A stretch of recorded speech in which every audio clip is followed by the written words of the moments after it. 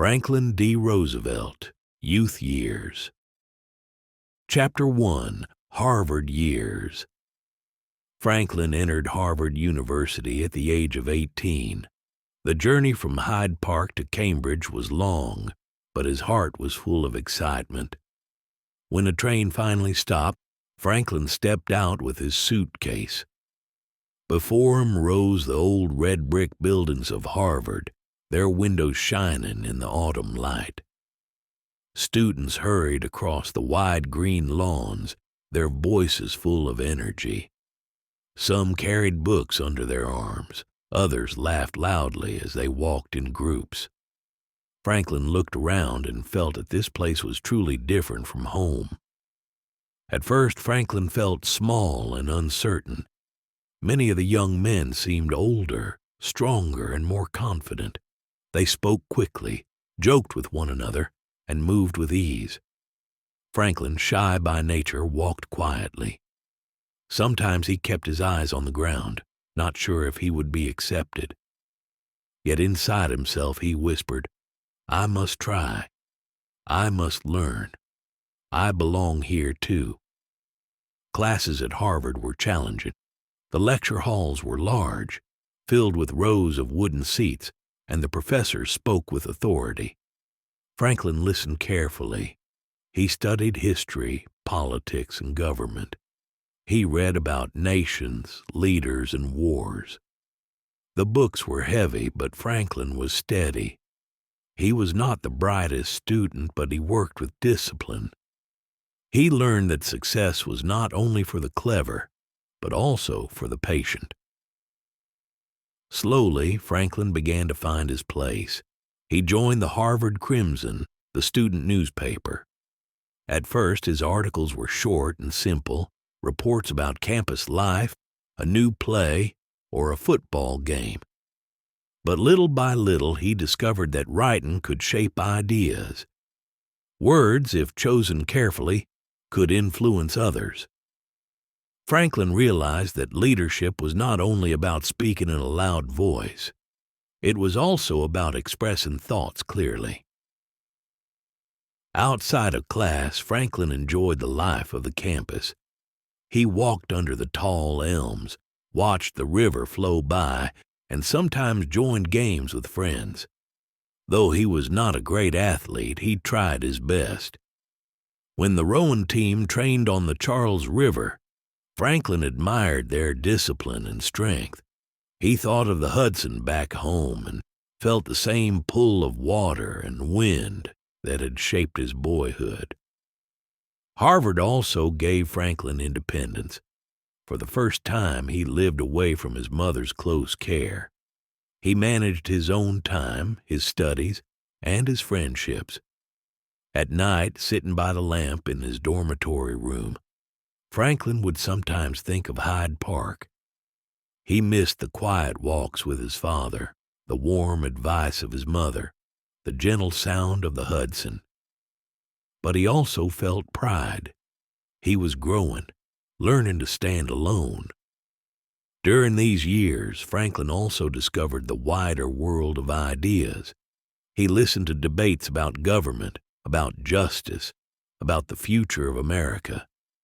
Some students spoke passionately about reform, others about tradition.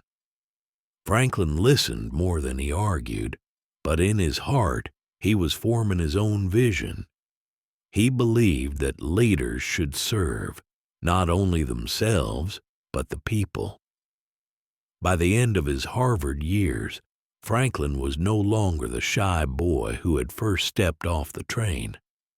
He had become more confident, more sure of himself.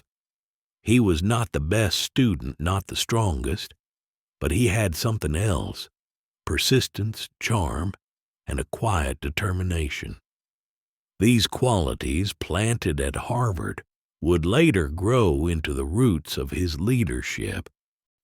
Chapter 2, Loss and Responsibility. While Franklin was still at Harvard, a shadow fell over his family. His father, James Roosevelt, who had always been gentle and kind, began to grow weak. James had been older when Franklin was born, and now sickness touched him more often. Letters came to Franklin from home, written by his mother, Sarah. They carried news that worried him. She wrote about his father's tiredness, his slow steps, his pain on some days. Franklin loved his father deeply. James had never been a loud man, never strict or hard. Instead, he had shown Franklin the quiet strength of patience. He had taken him for long walks by the Hudson River, had pointed to the trees, the birds, and the changing sky. He had taught Franklin to listen, not just to speak. Whenever Franklin could, he traveled home from Harvard. The train rides felt long, and his heart was heavy.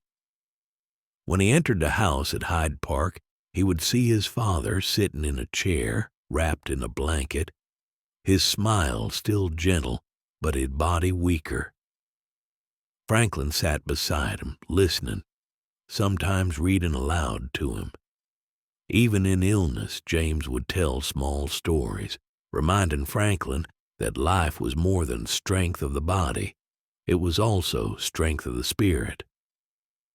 Then, one winter, the news came that Franklin feared most. His father had passed away. The letter reached him at Harvard, and as he read the words, the world seemed to stop. He sat in silence, the page trembling in his hand. The boy who had always felt his father's presence, his quiet guidance, now faced a deep emptiness. When Franklin returned home for the funeral, the great house at Hyde Park felt changed. The rooms were the same, the river still flowed, but the air was heavy with sorrow. His mother, Sarah, stood with tears in her eyes, though she tried to be strong. Franklin knew then that his duty was not only to grieve, but also to stand beside her. At the graveside, Franklin watched the earth cover his father's resting place. The cold wind touched his face, and he thought of all the lessons James had given him: patience, kindness, steadiness. Franklin whispered a silent promise to carry those lessons forward, to live in a way that would honor his father's memory. Back at Harvard, Franklin returned to his studies, but something inside him had changed. He was no longer only a student, no longer only a son. He now felt the weight of responsibility. He wrote letters to his mother often, checking on her health, her comfort. He became more serious, more determined. His classmates noticed. Though Franklin still carried his smile and charm, there was now a quiet strength in him, a deeper calm. He had looked at sorrow and did not break. Instead, he grew. This time of loss shaped him more than any class. From his father's death, Franklin learned that life is fragile, but duty is strong. He learned that a man must not only enjoy happiness, but also carry burdens with courage. Years later, when Franklin faced even greater trials, he would remember those days.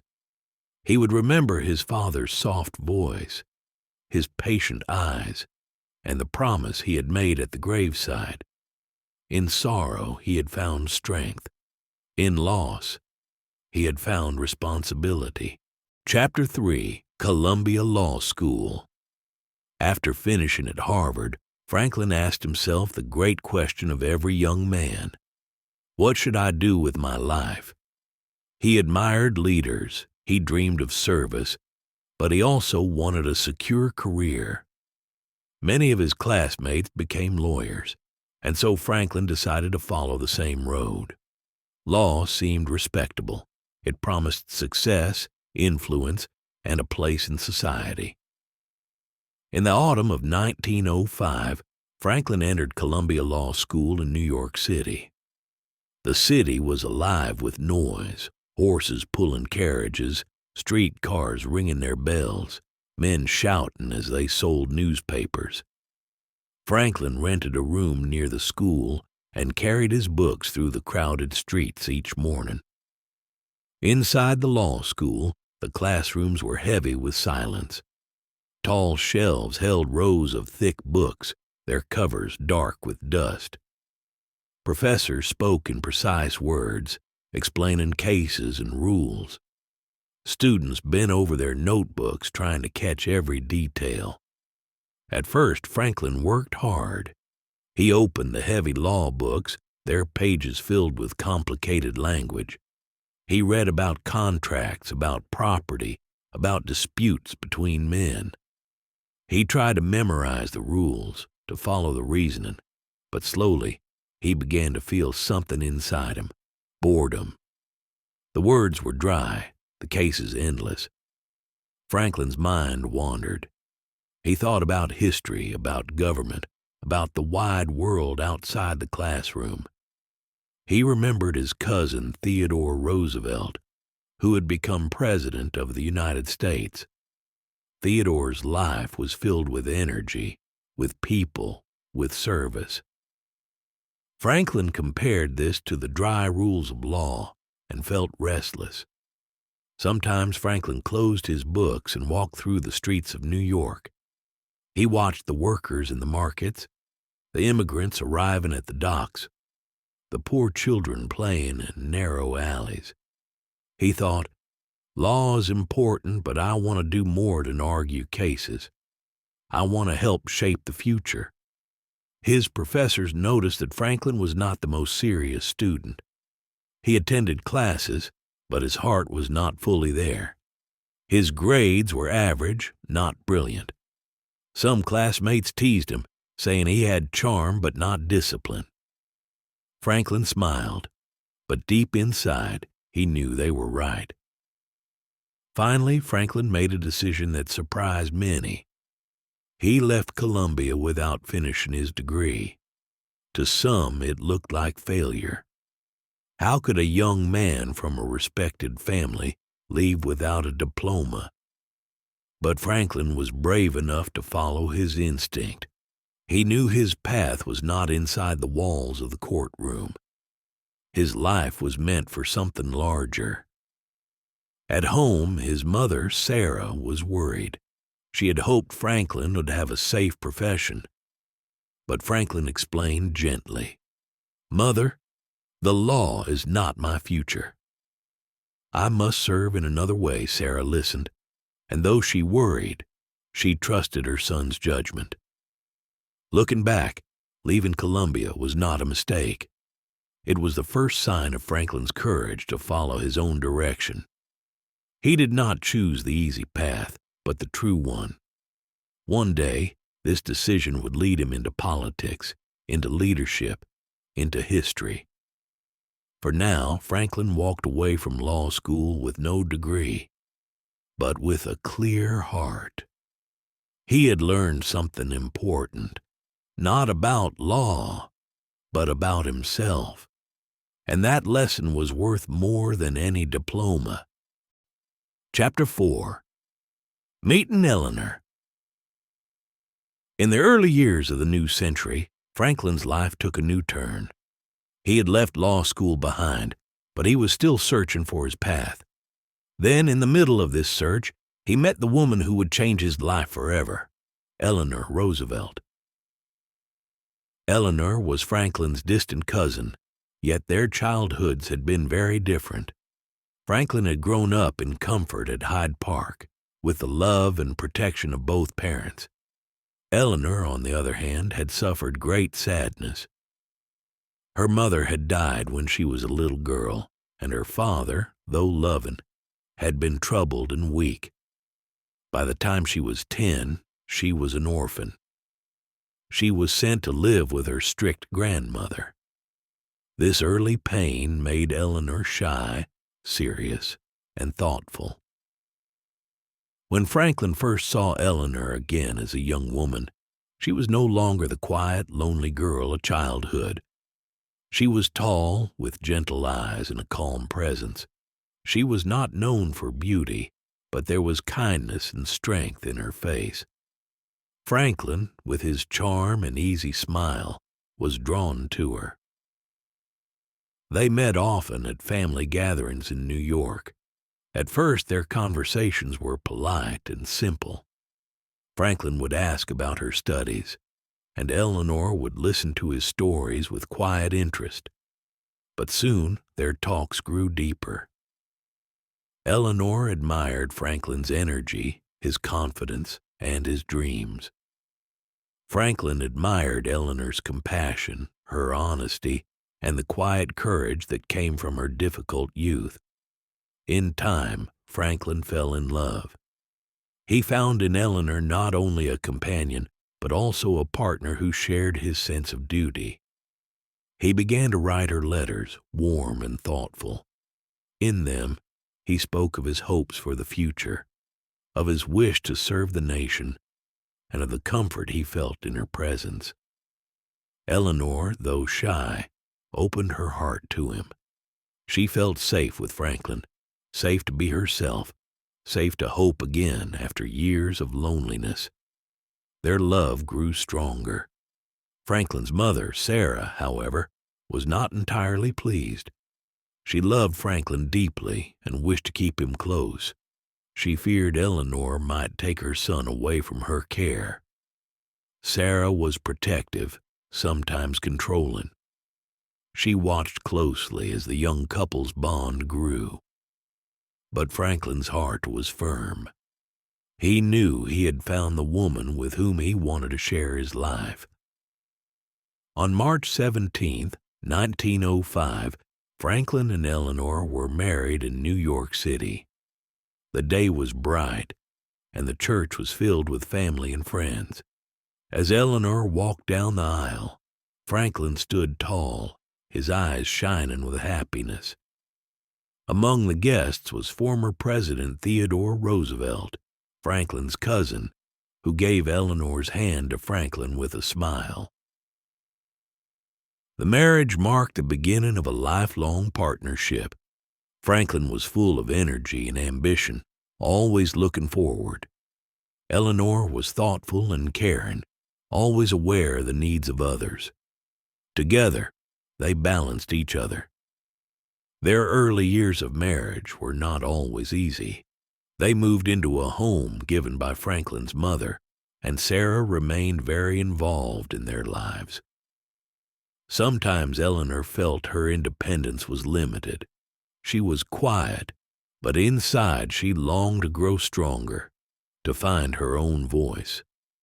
Still, she accepted these early years with patience, focusing on her new role as wife and later as mother. For Franklin, these years brought joy and stability. Eleanor supported him with kindness and loyalty. She listened to his dreams, stood by him in challenges, and encouraged his desire to serve. With her by his side, Franklin felt more complete, more ready for the future. Looking back, meeting Eleanor was one of the most important moments in Franklin's life. She gave him not only love, but also a partner in purpose. Their marriage was not only a union of two people, but the beginning of a team that would one day lead a nation. Chapter 5. A Young Politician. By the year 1910, Franklin was 28 years old. He was a husband, a father, and a man with restless energy. He had studied at Harvard, tried law, and married Eleanor. But now his heart turned toward something greater, politics. Franklin admired his cousin Theodore Roosevelt, who had once been President of the United States. Theodore was strong, bold, and full of action. Franklin thought, if he could serve the nation, perhaps I can also serve. If he could bring change, perhaps I can too. That year, Franklin's friends encouraged him to run for the New York State Senate. It was not an easy decision. He was young, with little experience, and many doubted him. Some said, he is just a rich man's son. Others whispered that he would never understand the needs of ordinary people. But Franklin believed in himself. He had charm, he had energy, and he had a deep desire to serve. With Eleanor's quiet support, he stepped forward. The campaign began in the Hudson Valley, not far from his family home. Franklin traveled by carriage and train, visiting towns and villages. He shook hands with farmers, spoke with shopkeepers, and listened to workers. His smile was warm, his words simple, his voice steady. He promised fairness, honesty, and a government that cared for the people. At first, some voters looked at him with doubt. His fine clothes, his well-bred manner, seemed distant from their rough lives. But Franklin had patience. He listened more than he spoke. He asked questions, and he remembered names. Slowly, hearts began to open. Election Day came in November 1910. To the surprise of many, Franklin won. He became one of the youngest men ever elected to the New York State Senate. Newspapers called him the young Roosevelt and compared him to Theodore. Franklin smiled at the attention, but inside he knew the real work had only just begun. Life in Albany, the capital of New York, was very different from Hyde Park or Harvard. The Senate chamber was filled with older men, many with long years of power. They spoke loudly, argued fiercely, and often thought only of their own interests. Franklin entered quietly, but with determination. At first he sat and watched, learning the rhythm of debate, the language of lawmaking. He studied how alliances were made, how power moved from one hand to another. Then, when the moment was right, he stood to speak. His voice was not thunderous, but it was clear. He spoke of fairness, of honesty, of the need for leaders to serve the people, not just themselves. Some senators laughed at the young man, but others listened. They saw his persistence, his courage, and his refusal to be silent. Franklin did not always win, but he never gave up. Back home, Eleanor cared for their growing family. She looked after the children, managed a household, and wrote letters to Franklin. She supported his long hours and long absences. She believed in his purpose, even when the work kept him far away. For Franklin, the Senate was a school of life. He learned the art of compromise, the danger of corruption, and the importance of courage. He made friends, he made enemies, but he also made a name for himself.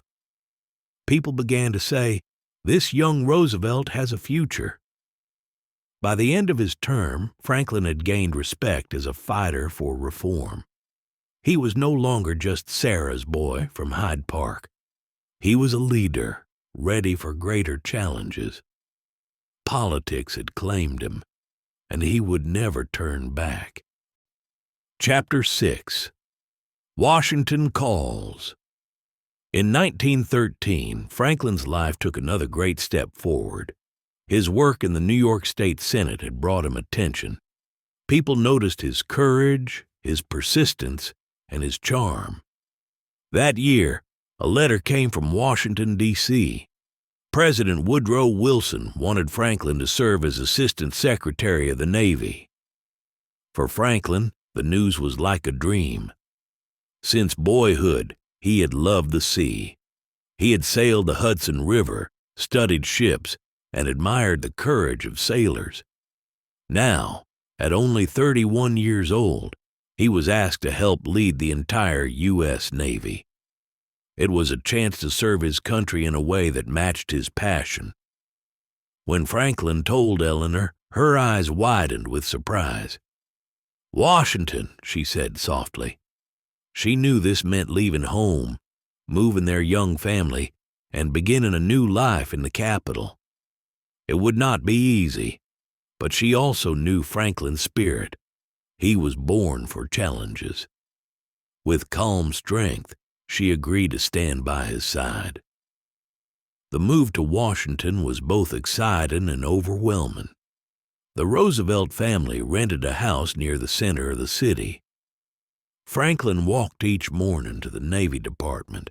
his tall figure full of energy, his cane tapping lightly as he moved with purpose. The great building was alive with officers, clerks, and messengers, all busy with the nation's naval affairs. Franklin threw himself into the work. He studied ship designs, inspected bases, and planned improvements. He walked the long halls, stopping to talk with sailors and engineers. He wanted to know not only the numbers of ships, but also the lives of the men who served on them. His office soon became a place of activity, full of maps, reports, and the smell of ink and paper. The Navy was in need of renewal. Ships were old, and the world was changing quickly. Franklin believed America must be ready. He pushed for modern vessels, stronger defenses, and better conditions for sailors. Some older officers thought him too young, too bold. But Franklin did not step back. His smile, his energy, and his persistence slowly won respect. Eleanor also began to grow in this new world. Washington was full of political wives who hosted dinners and receptions. At first, Eleanor felt shy and out of place. She did not enjoy small talk or the glitter of society, but she watched, listened, and learned. She began to see that being Franklin's partner meant more than keeping a home. It meant being part of a public life. Sometimes, late at night, Franklin would return home exhausted, his desk still full of papers. Eleanor would bring him tea and listen as he spoke about the day, the challenges, the arguments, the hopes. Together, they carried the weight of his new responsibilities. In these years, Franklin gained more than experience. He gained a national stage. Newspapers wrote about the young assistant secretary with admiration. He was compared again to his cousin Theodore, and many began to see him as a future leader of the nation.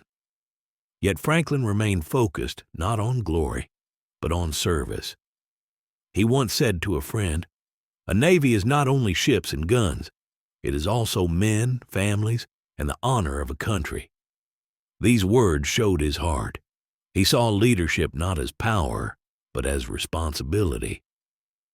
The sea had always been his teacher, teaching patience when the wind was slow, courage when the storm was strong, and vision when the horizon stretched wide. Now, in Washington, Franklin carried those lessons with him. He was no longer only a young senator from New York. He was becoming a national figure, a man whose voice could be heard across America. And though he did not yet know it, greater storms were waiting just beyond the horizon. Chapter 7. War and Service. The year was 1914. Across the Atlantic Ocean, the sound of war began. In Europe, old nations clashed with new armies. Soldiers dug trenches in the earth, cannons thundered, and the sky filled with smoke. The Great War, what later would be called World War I, had begun. At first, America stayed out. The United States was far away, and many believed the war was not their concern. But Franklin, sitting at his desk in the Navy Department, read the reports each morning. He saw the lists of ships sunk, the stories of families broken, and he knew the storm could not be ignored forever. "War will touch us too," he told his colleagues. His voice was calm but certain. "We must prepare." For the next 3 years, Franklin worked with tireless energy. He pushed for more ships, better training, and stronger defenses. He visited shipyards where sparks flew from steel, where workers hammered the frames of battleships late into the night. He walked the decks of destroyers, speaking with young sailors whose eyes shone with pride and fear. He listened to their worries and promised they would be ready. In April 1917, America finally entered the war. The Navy became the lifeline of the nation. It carried soldiers across the sea, protected merchant ships, and fought German submarines. Franklin's office turned into a storm of activity. Telephones rang, papers piled high, and maps covered the walls. Franklin often arrived at dawn and left after midnight. He skipped meals, his face growing thinner, but his energy did not fade. When one officer warned him, "You must rest, Mr. Roosevelt," Franklin only smiled. "The men at sea do not rest," he replied. "Why should I?" In the summer of 1918, Franklin traveled to Europe to see the war for himself.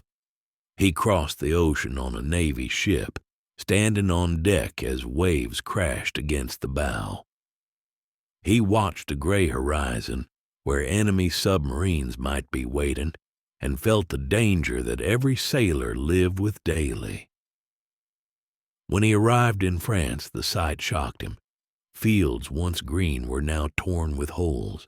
Villages lay in ruins, their walls broken, their windows empty. The smell of smoke and mud filled the air. Franklin walked through camps where young soldiers rested, their uniforms stained, their faces weary. He shook their hands, spoke simple words of encouragement, and looked into their eyes. He saw both fear and courage there. One evening, Franklin visited a hospital. Rows of beds stretched across the hall, each holding a man wounded in battle.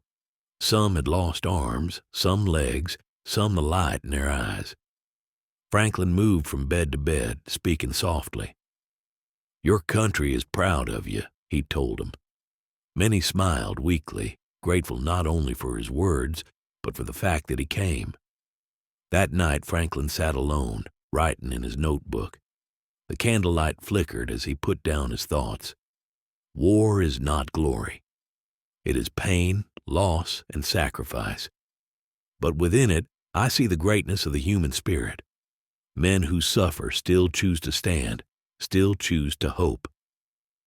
When he returned to Washington later that year, Franklin was no longer only a young official. He was a man who had seen war, who had looked at its darkness, but also at its light. He carried the faces of the soldiers with him, and they deepened his sense of duty. By the end of the war in 1918, America had become a new power in the world. And Franklin, though still young, had proven himself a leader. Newspapers across the country wrote about his energy, his vision, and his promise.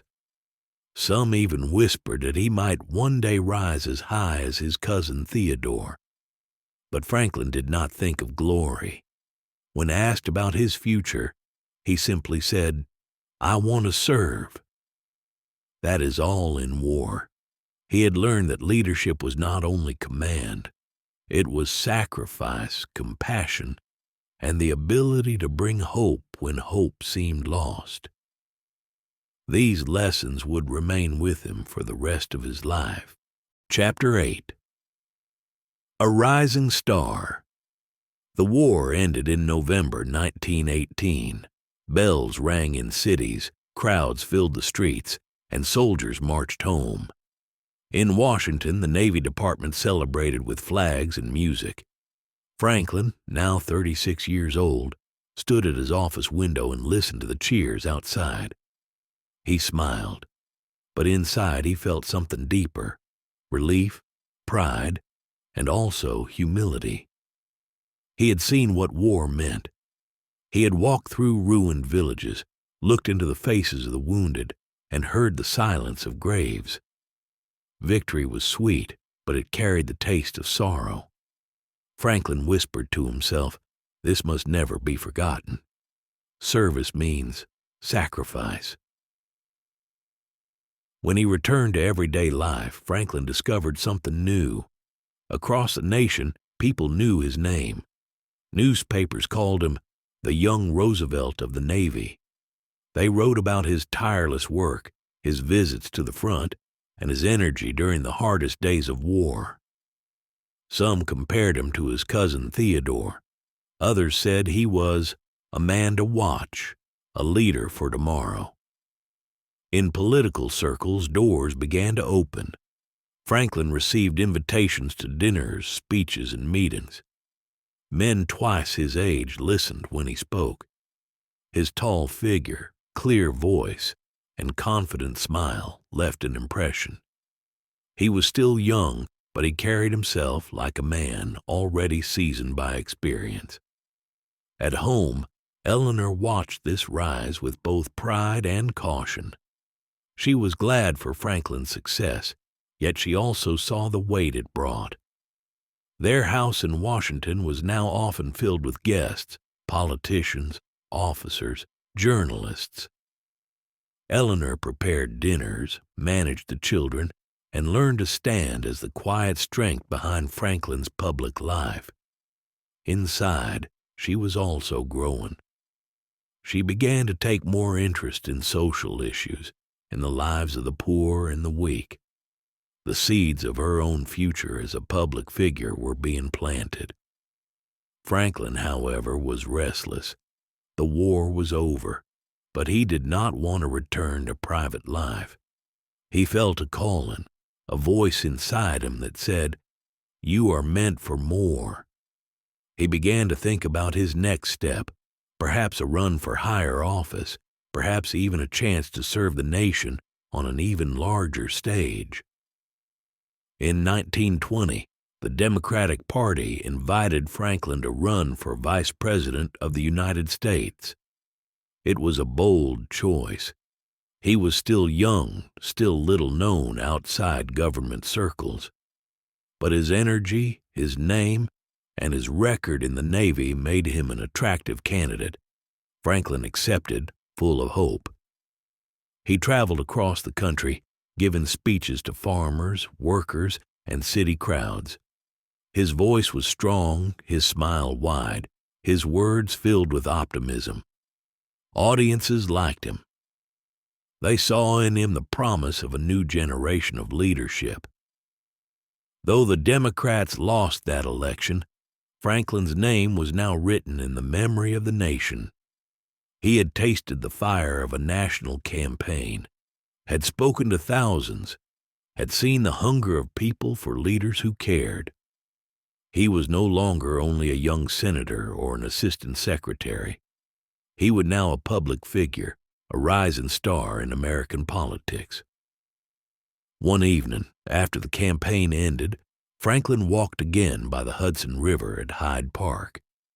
The autumn leaves fell around him. The water moved slowly under the moonlight. He thought of his father, of Harvard, of Eleanor, of the war. Each step of his life had carried him here, to this moment of recognition and promise.